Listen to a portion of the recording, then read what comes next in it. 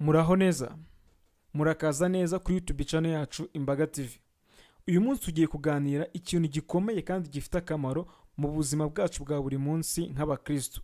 Yubire. Ese yubire ivuze iki muri Kiliziya Gatolika? Ese kubera iki yubire ari ingenzi? None se twebwe nk'abanyarwanda tuyibonamo iki? Mu kiganiro cy'uyu munsi tugiye kurebera hamwe impamvu yubire yabayeho kandi na n'ubu ikomeje kubaho.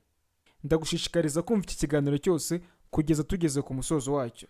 Ese yubire ni iki? Yubire ni igihe cyihariye muri Kiliziya iba yaratangiye kugira ngo ishimangire isengesho, imbabazi n'amahoro mu mitima y'abakristo. Ni umwaka witwa umwaka mutagatifu, Holy Year, uba ukurikiranye n'imyaka myinshi, ukaba ufite intego zikurikira: gutera abantu imbaraga zo gusubira ku Mana, kwemera ko imbabazi zayo zihoraho, no kwiyunga n'abo tubana.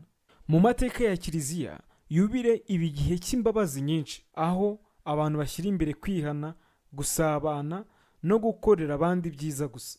Papa Francisco ubwe yatangaje ko yubire y'ibihumbi 2025 ifite insanganyamatsiko igira iti: kuba intumwa z'amahoro, kuba hagati mu bandi icyitegererezo cy'ineza, ndetse no gukomeza kugira ibyiringiro. Ese yubire dushishikariza iki twese?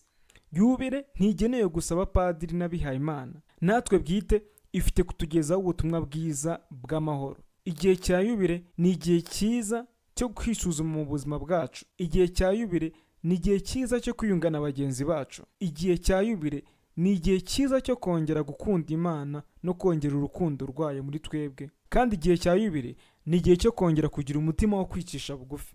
Murakoze cyane gukurikirana ikiganiro cy'uyu munsi, aho twareberaga hamwe yubire. Wibuke gukora subscribe no gusangiza ikiganiro abandi niba cyagukoze ku mutima.